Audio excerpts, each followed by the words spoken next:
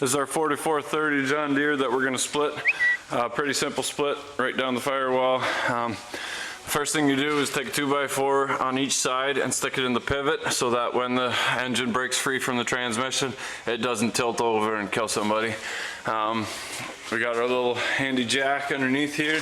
Just a bottle jack on some wheels that I made. This goes up, a block of wood in between. And nice and safe so that it doesn't roll off. We're going to support the back half and we're going to split it right down the firewall here.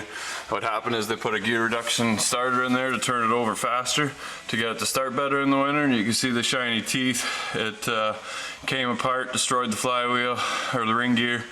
The clutch, there's all pieces in there. It's all a big mess in the bell housing there. Let's see what it's like when we get there. We're not too worried about the AC because customer said it hasn't worked in about 10 years, but otherwise we would take the AC condenser off, and generally the hoses come off nicely along the side. Take the compressor off, lay them in the cab, that way you don't have to take all your Freon out and recharge it again, saves a step. It's a pretty simple split. Basically we're going right down the firewall, disconnecting all the wires, hoses, power steering, and then just taking your bell housing bolts off and rolling it apart. They're nice tractors to split. They got plugs on the firewall, and all your connections are right on the firewall. So just right down the middle. Should only take a couple hours, and then we get out the flywheel and ring gear and take another video. Here we go. So this is what happened to our Deere here. The starter drive gear came off, and you can see it shaved that off and did all sorts of little damage, just nings and dings all around inside the bell housing.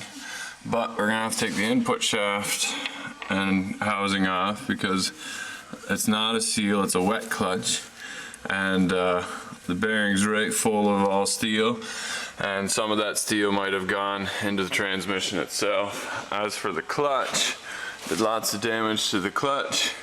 All the fingers are broken off, chewed up, so he's gonna have to get not only the clutch plates, but also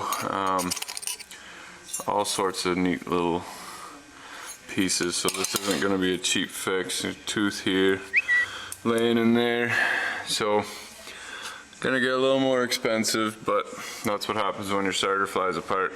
Happens in an instant. To follow a variety of projects that include conversions and repairs to anything from Ferraris to chainsaws. And check out the Tape Boss, my newest invention that's coming to market. And remember, if you're not filthy, you're not rich.